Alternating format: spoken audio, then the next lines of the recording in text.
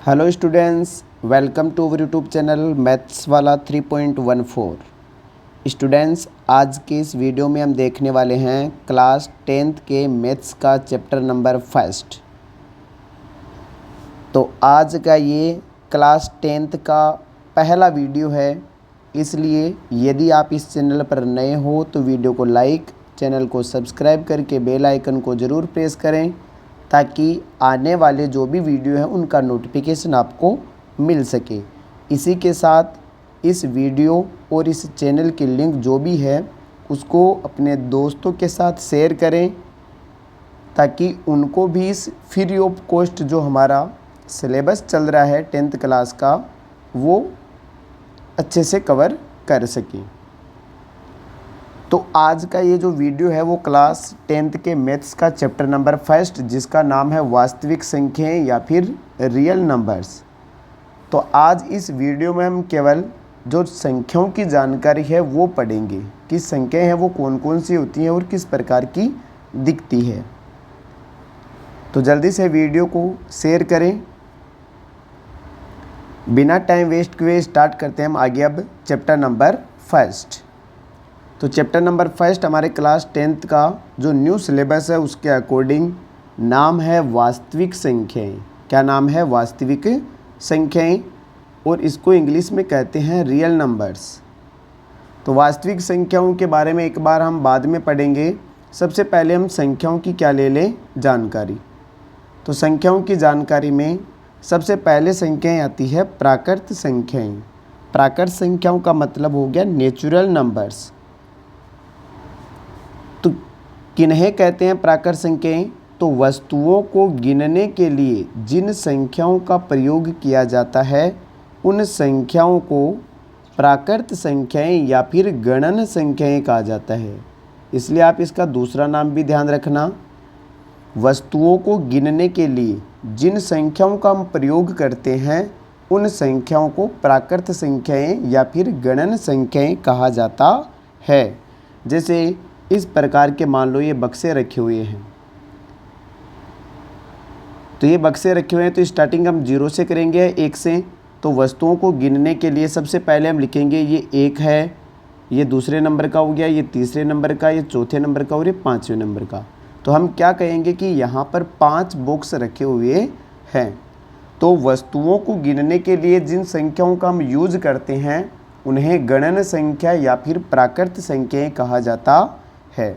तो आपको सबसे पहले तो ये ध्यान रखना है। इसके बाद में आपको देखना है कि प्राकृत संख्याएं स्टार्ट कहाँ से होती है। तो प्राकृत संख्या स्टार्ट होती है 1 से लेकर अनंत तक। 1 से लेकर अनंत तक, 1 से आगे बढ़ती जाती है इस प्रकार।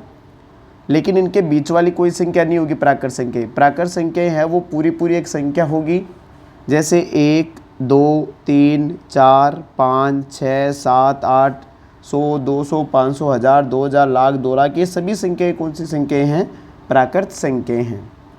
तो प्राकृत संख्याओं का जो समुच्चय होता है उस जैसे हम लिख सकते हैं कि प्राकृत संख्याओं को किससे दर्शाया जाता है? n से। तो प्राकृत संख्याओं को किससे दर्शाया जाता है? n से। शॉर्ट फॉर्म में प्राकृत संख्याओं को क्या लिखा जाता है? n। इसके बाद में हम यदि समुच्चय की बात करें तो 1, 2, 3, 4 से लेकर अनंत तक। अनंत को आप यदि हिंदी में लिखो तो इस प्रकार, यदि आप मैथमेटिकल रूप में लिखो तो अनंत इस प्रकार का होता है। तो ये समुच्चय बन गया 1 से लेकर अनंत तक। अब यदि प्रश्न पूछा जाता है तो पूछा जाता है कि सबसे छोटी प्राकृत संख्या कौन सी है? तो सबसे छोटी प्राकृत संख्या होती है 1। आपको ये प्रश्न ध्यान रखना है कि सबसे छोटी प्राकृत संख्या कौन सी होती है? 1 होती है। इसके बाद में हम प्राकृत संख्याओं का कोई नियम पढ़ें कि जब प्राकृत संख्या में प्राकृत संख्या को जोड़ा जाता है, जब नेचुरल नंबर में नेचुरल नंबर को जोड़ा जाता है तो एक नेचुरल नंबर ही प्राप्त होगी, यह सदैव प्राप्त होगी। यदि आप प्राकृत संख्या में प्राकृत संख्या को जोड़ोगे तो सदैव प्राकृत संख्या ही प्राप्त होगी। लेकिन यदि आप प्राकृत संख्या में से प्राकृत संख्या घटा रहे हो तो हो सकता है कि प्राकृत संख्या मिल भी जाए, और प्राकृत संख्या में से प्राकृत संख्या घटाने पर हो सकता है कि प्राकृत संख्या आपको न मिले। तो ये प्राप्त भी हो सकती है, प्राप्त हो भी सकती है, हो भी सकती है और नहीं भी। जैसे हम बात करते हैं उदाहरण की, तो जैसे 5 में 4 जोड़ने पर 9 प्राप्त होता है, तो ये भी प्राकृत संख्या है, ये भी प्राकृत संख्या, और ये भी क्या है, प्राकृतिक संख्या। आप जैसे प्राकृत संख्या में से प्राकृत संख्या को घटा रहे हैं, 5 में से 3 को घटा रहे हो तो 2 प्राप्त हो रहा है, तो 2 तो प्राकृत संख्या है। लेकिन यदि आप 7 में से 10 को घटाओगे तब आपके आंसर -3 आएगा, और -3 प्राकृत संख्या नहीं है। इसलिए जोड़ तो प्राकृत संख्याओं में समवर्त नियम का पालन करता है, लेकिन भाग समवर्त नियम का पालन, ये जो बाकी है वो प्राकृत संख्याओं के लिए समवर्त नियम का पालन नहीं करती है। आपने क्लास 8th में या 7th में पढ़ा होगा समवर्त नियम के बारे में, तो वही है ये नियम। तो प्राकृत संख्याएं आपको अच्छे से समझ में आ गई होगी। इसके बाद में हम बात करते हैं आगे पूर्ण संख्याएं, जिन्हें कहा जाता है होल नंबर्स, और इन्हें किससे दर्शाया जाता है, W से। पूर्ण संख्याओं को किससे दर्शाया जाता है, W से। तो क्या परिभाषा होती है इनकी, प्राकृत संख्याओं में शून्य को शामिल करने पर, शून्य को सम्मिलित करने पर प्राप्त संख्याएं पूर्ण संख्याएं कहलाती है। ध्यान देना, यदि हम प्राकृत संख्याओं में 0 और लगा दें, 0 को यदि हम और शामिल कर लें, 0 को शामिल कर लें, तो वो संख्याएं कौन सी संख्याएं बन जाती है, पूर्ण संख्याएं। जैसे ये सभी तो प्राकृत संख्याएं थी 1 से लेकर अनंत तक, तो लेकिन यदि हम इसमें 0 और ऐड कर दें तो ये सभी संख्याएं कौन सी संख्याएं हो जाएगी, पूर्ण संख्याएं। अब इनके समुच्चय को किस प्रकार लिखेंगे, तो W बराबर लिखेंगे 0, 1, 2, 3, 4 से लेकर कहाँ तक, अनंत तक। तो प्राकृत संख्या और पूर्ण संख्या में केवल 0 का अंतर है। प्राकृत संख्याओं में 0 नहीं होता, पूर्ण संख्याओं में 0 होता है। तो प्रश्न यहाँ से पूछा जाता है कि सबसे छोटी पूर्ण संख्या कौन सी है, तो सबसे छोटी पूर्ण संख्या कौन सी हो जाएगी, 0। आपको एक हिंट बता दूं कि 0 है वो अण्य जैसा दिख रहा है, इसलिए आपको ध्यान रखना है कि सबसे छोटी पूर्ण संख्या कौन होती है, 0। प्रश्न में ही आंसर छुपा हुआ है।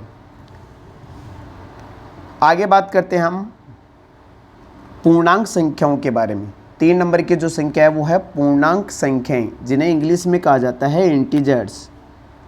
अब इनकी परिभाषा क्या है, तो देखिए, प्राकृत संख्याओं में शून्य के साथ ऋणात्मक संख्याओं को सम्मिलित करने पर, प्राकृत संख्याओं में यदि शून्य को सम्मिलित कर रहे हैं तो पूर्ण संख्याएं कहलाती है, और प्राकृत संख्याओं में शून्य के साथ साथ यदि आप ऋणात्मक संख्याओं को भी शामिल कर रहे हो तो वो संख्याएं कौन सी संख्याएं कहलाती है, पूर्णांक संख्याएं कहलाती है। और इन्हें I या फिर Z से दर्शाया जाता है, या तो I से दर्शा दो या फिर कैपिटल Z से। तो जैसे जितनी भी माइनस की संख्या होती है, दशमलव और बटे वाली संख्याएं पूर्णांक संख्या नहीं होती है। पूर्णांक संख्या पूर्ण रूप से पूरी संख्या होती है। अब चाहे माइनस की हो, चाहे प्लस की हो, चाहे 0, लेकिन होनी चाहिए पूरी संख्या। तो -3, -5, -1, 0, 2, 5, 6, इस प्रकार ये सभी संख्याएं कौन सी संख्याएं हैं, पूर्णांक संख्याएं हैं। तो इनके यदि समुच्चय की बात करें तो इन्हें I या Z से दर्शाया जाता है। तो ऋणात्मक अनंत से लेकर माइनस के अनंत से लेकर माइनस से होते हुए 0 से होते हुए प्लस की संख्याओं की ओर आगे बढ़ते हुए यदि हम प्लस के धनात्मक से कोई सी भी संख्या उठा लें तो वो सभी संख्याएं कौन सी होती है, पूर्णांक संख्याएं। अब मैं आपको बता दूं कि प्रश्न इस प्रकार का भी पूछा जाता है कि सभी प्राकृत संख्याएं पूर्ण संख्याएं होती है, तो बिल्कुल सभी प्राकृत संख्याएं क्या होती है, पूर्ण संख्याएं। आपको स्टार्टिंग में एक थोड़ा सा एक आपको ऑर्डर याद करना है, क्रम याद रखना है। प्राकृत संख्याएं, प्राकृत संख्याओं के बाद में याद रखना आपको पूर्ण संख्याएं, पूर्ण संख्या के बाद में याद रखना आपको पूर्णांक संख्याएं। ये क्रम आपको नीचे से ऊपर याद करना है, प्राकृत, पूर्ण और पूर्णांक। तो जब भी खतन नीचे से कहाँ जाए, ऊपर, खतन नीचे से कहाँ जाए, ऊपर, तब हमेशा खतन क्या होगा, सत्य।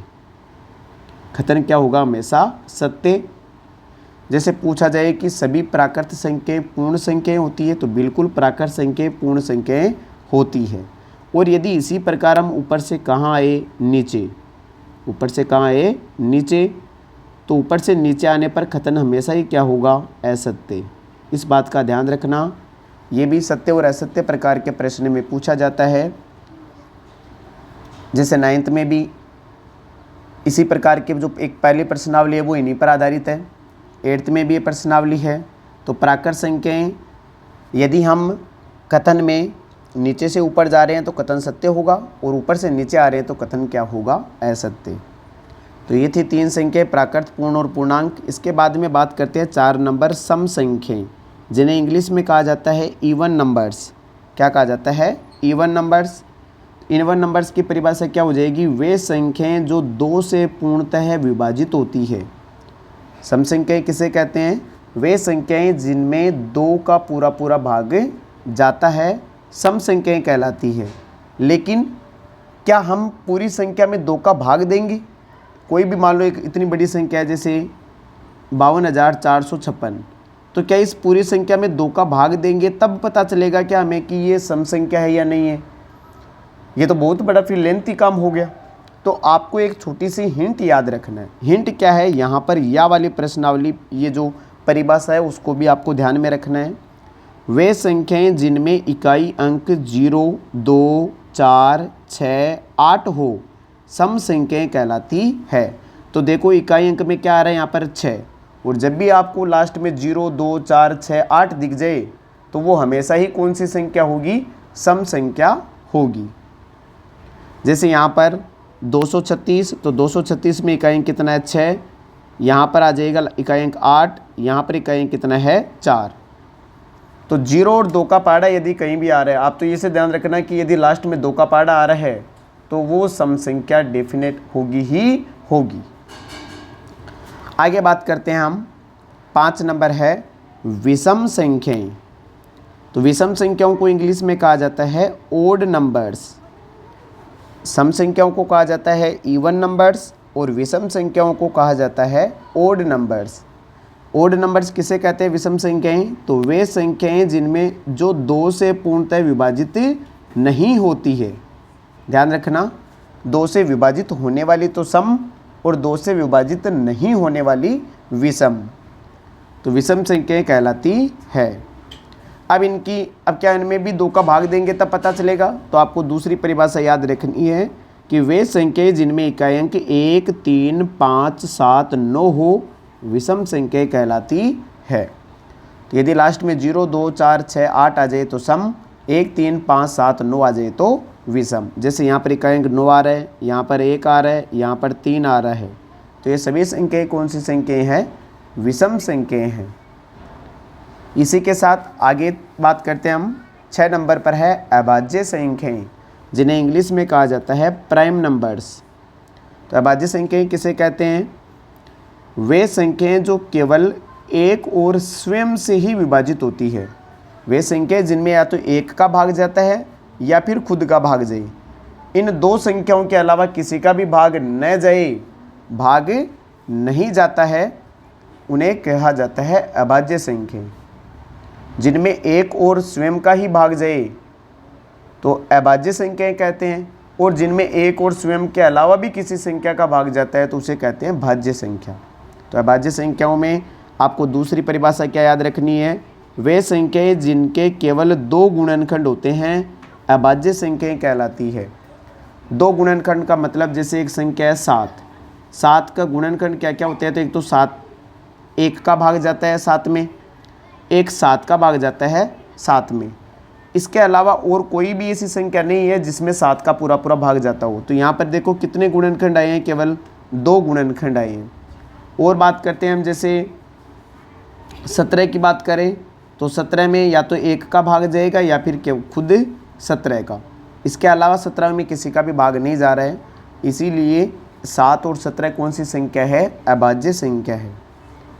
अभाज्य संख्या स्टार्ट कहाँ से होती है, 2 से। तो याद रखना सबसे छोटी अभाज्य संख्या कौन सी है, 2 के बाद में 3, 5, 7, 11, 13, 17, 19, आगे आ जाएगा 23, फिर आगे 29, 31, ये सभी कौन सी संख्याएं हैं? अभाज्य संख्याएं हैं।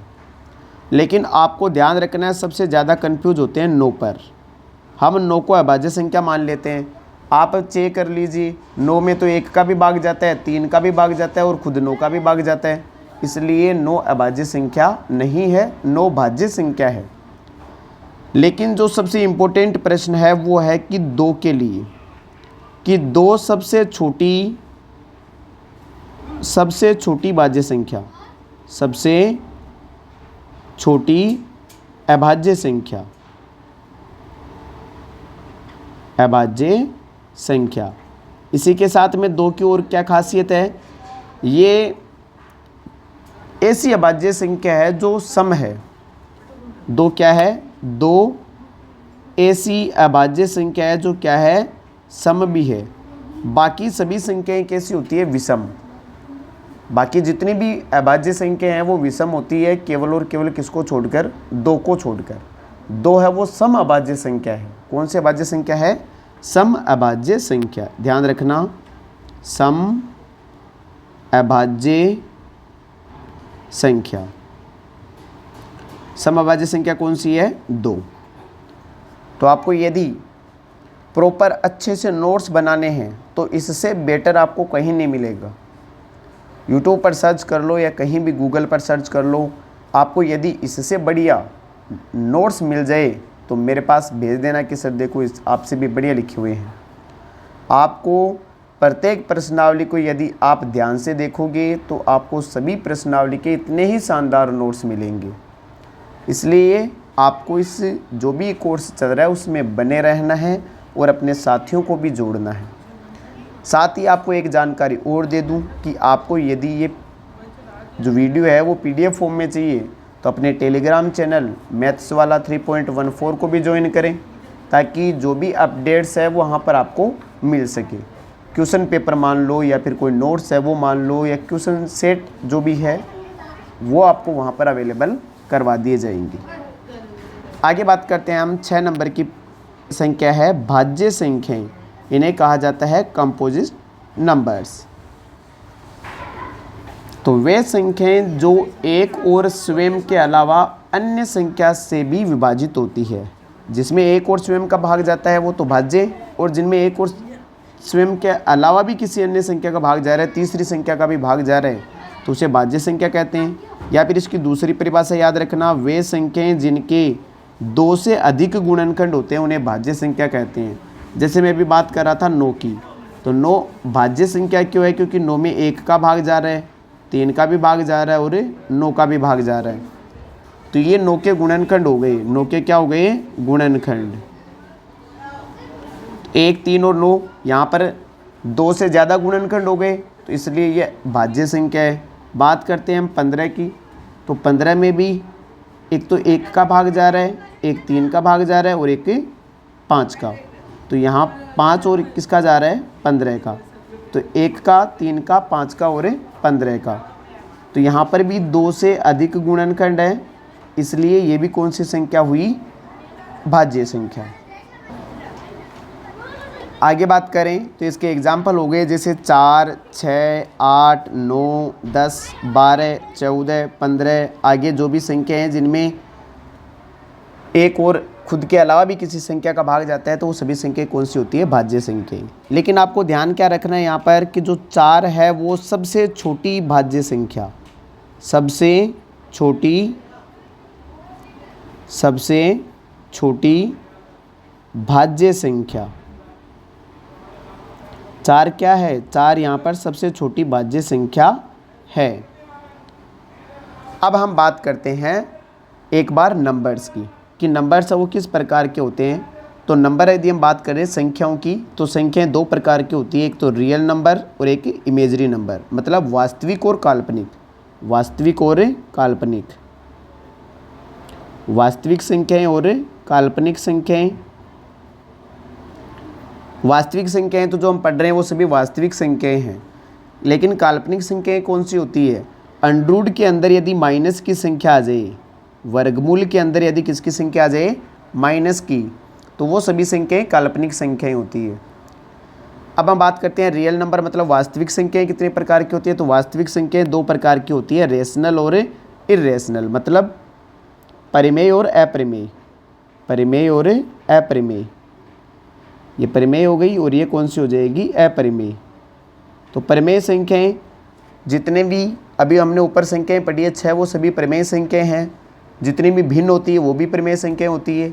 जितनी भी दशमलव वाली संख्याएं होती है वो भी परिमेय संख्याएं होती है।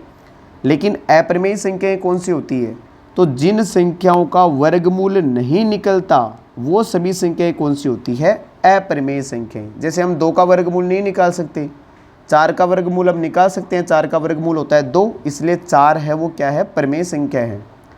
3 अपरिमेय है क्योंकि 3 का वर्गमूल हम नहीं निकाल सकते। तो जितने भी इंटीजर्स है, पूर्णांक है, होल नंबर्स, पूर्ण संख्याएं, नेचुरल नंबर, प्राकृत संख्याएं, फ्रैक्शन हो गई भिन्न। फ्रैक्शन का मतलब क्या है यहाँ पर, भिन्न। तो जितनी भी भिन्न होती है बटे वाली संख्याएं वो सभी भी परिमेय संख्याएं होती है। और जितनी भी डेसिमल संख्याएं हैं जिनको बोलते हैं हम दशमलव संख्याएं, कौन सी संख्याएं, दशमलव संख्याएं। तो दशमलव संख्याएं भी क्या होती है, दशमलव संख्याएं भी परिमेय संख्याएं होती है। तो आगे बात करते हैं हम। अब हमारा चैप्टर है वो धीरे धीरे स्टार्ट हो रहा है। तो सबसे पहले हम बात करते हैं परिमेय संख्याओं के बारे में, जिन्हें इंग्लिश में कहा जाता है रेशनल नंबर्स। वे संख्याएं जिन्हें P बटा Q के रूप में लिखा जा सके परिमेय संख्याएं कहलाती है। तो जिन संख्याओं को P बटा Q के रूप में लिख सकते हैं उन्हें परिमेय संख्या कहा जाता है। जहां P और Q क्या है, पूर्णांक संख्याएं। अब पूर्णांक संख्या अभी पढ़ा था कि प्लस वाली भी हो सकती है, माइनस वाली भी हो सकती है और जीरो वाली भी हो सकती है। तो जो संख्याएं P बटा Q के रूप में लिखा जा सके जिन संख्याओं को, उन्हें परिमेय संख्या कहा जाता है। और जहां पर P और Q है वो कोई भी पूर्णांक हो सकते हैं। लेकिन ध्यान रखने वाली बात है कि Q का मान कभी भी जीरो नहीं होना चाहिए। जो ये बटे वाली संख्या है इसका मान कभी भी क्या नहीं होना चाहिए, जीरो नहीं होना चाहिए। क्योंकि बटे में जीरो होते ही वो संख्या अपरिभाषित होगी। अपरिभाषित होने का मतलब है अनंत। तो जैसे यहाँ पर बात करते हैं कि परिमेय संख्याएं धनात्मक, ऋणात्मक एवं शून्य तीनों प्रकार की होती है। ये मोस्ट इंपॉर्टेंट लाइन है। परिमेय संख्याएं धनात्मक, ऋणात्मक और जीरो सभी प्रकार की होती है। जैसे 5/4, 7/11, 0/5। सिंगल संख्या भी परिमेय संख्या होती है। जैसे 5 है तो 5 के बटे में हम 1 लगा लेंगे तो 5 में कोई अंतर नहीं आएगा, इसलिए 5/1 या फिर 5 जो सिंगल संख्या होती है वो भी परिमेय संख्या होती है। जैसे 7 भी परिमेय संख्या है। -7 भी परिमेय संख्या है क्योंकि इसके बटे में अभी हम कितना लगा सकते हैं, 1। तो माइनस का 3/4, माइनस का 8 और 3.5। दशमलव संख्या भी क्या होती है, परिमेय संख्या। क्योंकि हम दशमलव संख्या जैसे 3.5 है तो इसका पॉइंट हटाएंगे तो ऊपर तो 35 हो जाएगा और बटे में कितना आ जाएगा, 10। तो ये भी P बटे Q के रूप में हो गई, इसलिए दशमलव संख्या भी परिमेय संख्या होती है। तो आपने परिमेय संख्या अच्छे से पढ़ ली है। इसके बाद में बात करते हैं अपरिमेय संख्याओं के बारे में, इर्रेशनल नंबर्स। तो वे संख्याएं जिन्हें P बटा Q के रूप में नहीं लिखा जा सके उन्हें अपरिमेय संख्या कहते हैं। तो जिन्हें बटा के रूप में लिखा जा सके वो परिमेय और जिन्हें बटा के रूप में नहीं लिखा जा सके वो अपरिमेय। जैसे √5, √2, 3√7, 4 + 2√5, ये सभी कौन सी संख्याएं हैं, अपरिमेय संख्याएं हैं। अब बात यहाँ पर करते हैं हम कि अशांत अनावर्ती प्रकार की सभी दशमलव संख्याएं अपरिमेय संख्याएं होती है। जिन संख्याओं का दशमलव प्रसार अशांत अनावृत्ति का है वो सभी अपरिमेय होती है। किसे,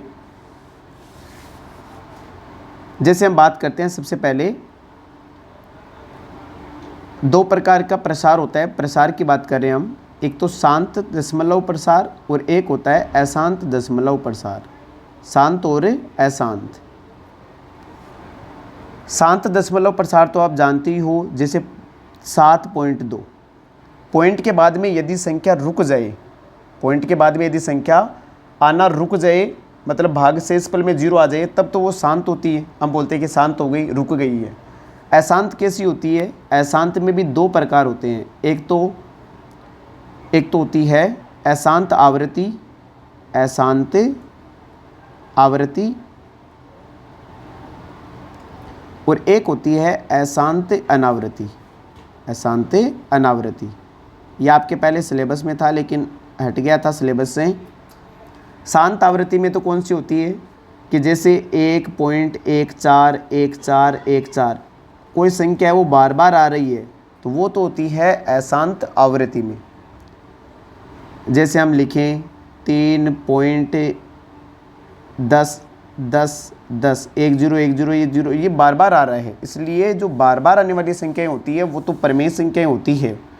लेकिन जो अशांत आवृत्ति की संख्याएं होती है वो क्या है, वो अप्रमेय संख्या होती है। जैसे 1.35764 ये सभी यहाँ पर पॉइंट के बाद में न तो ये रुक रही और न ही बार बार कोई संख्या आ रही है, सभी अलग अलग संख्याएं आ रही है, तो ये कौन सी हो जाएगी, अशांत अनावृत्ति की। इसी के साथ यदि और संख्या की बात करें जैसे 1 0 1 0 0 1 0 0 0, ये जीरो है वो लगातार बढ़ रहा है, तो ये भी कौन सी संख्या है, अशांत अनावृत्ति मतलब अप्रमेय संख्या है। हम बात करते हैं जैसे यहाँ पर 2.845457, यहाँ पर अलग अलग संख्या आ रही है पॉइंट के बाद में, तो ये अप्रमेय संख्या है। यहाँ पर ये पाई का मान है, पाई एक ध्यान रखना, पाई अप्रमेय संख्या है। पाई क्या है, अप्रमेय संख्या है। जैसे यहाँ पर 7.14 114 1114, तो ये एक यहाँ पर एक बार था, यहाँ 2 बार हो गया, यहाँ 3 बार हो गया, तो ये कौन सी संख्या है, अप्रमेय संख्या है। आगे बात करते हैं हम सह अभाज्य संख्याएं। तो सह अभाज्य संख्याएं कौन सी होती है, को प्राइम नंबर्स किन्हें कहते हैं सह अभाज्य संख्याएं। ये सह अभाज्य संख्याएं काम आएगी जब हम किसी संख्या को अप्रमेय सिद्ध करेंगे तब। तो यहाँ से हो जाएगा कि 2 या 2 से अधिक अभाज्य संख्याओं का समूह है जिनका HCF 1 होता है। HCF मतलब मैस है, और डिटेल से पढ़ेंगे, लेकिन आपको यहाँ पर इतना ध्यान रखना है कि जिन संख्याओं का HCF 1 होता है उन्हें सह अभाज्य संख्याएं कहते हैं। HCF आपने 6th क्लास से पढ़े हैं, 7th में भी आए, तो 6th क्लास में आपने पढ़ा LCM और HCF। तो यहाँ पर जिनका HCF 1 आता है उन्हें सह अभाज्य संख्या कहा जाता है। जैसे 5 और 7, 5 और 7 का जो HCF आएगा वो कितना आएगा, 1 आएगा। 7 और 15 का HCF भी कितना आएगा, 1। इसलिए आप ध्यान रखना यहाँ या तो दोनों ही अभाज्य होगी या फिर एक भाज्य और एक अभाज्य होगी। अब ये आगे हमारी प्रश्नावली स्टार्ट हो गई है। तो आज की इस वीडियो में हम केवल संख्याओं के बारे में ही जानकारी ले रहे हैं। तो ये आपका आज का फर्स्ट वीडियो हो गया है। वीडियो अच्छा लगा है तो वीडियो को लाइक और कमेंट में ये ज़रूर लिखें कि वीडियो बड़ा ही शानदार लगा हमें, इसलिए आपको कमेंट बॉक्स में कमेंट करना है। नेक्स्ट वीडियो के लिए आपको चैनल को सब्सक्राइब करना होगा, वीडियो को लाइक करना होगा। आपके वीडियो को लाइक और चैनल को सब्सक्राइब करने से हमें मोटिवेशन मिलता है, हम आपके लिए अच्छे से अच्छा कंटेंट लाते हैं। और आपको यदि इसमें किसी प्रकार का डाउट या फिर मेरे से यदि कोई गलती हो गई है तो आप कमेंट बॉक्स में पॉजिटिव कमेंट करें और बताएं कि सर आपने ये गलत कर दिया या फिर ये समझ में नहीं आया, तो आपको मैं नेक्स्ट वीडियो में और बता दूंगा। वीडियो को लास्ट तक देखने के लिए धन्यवाद।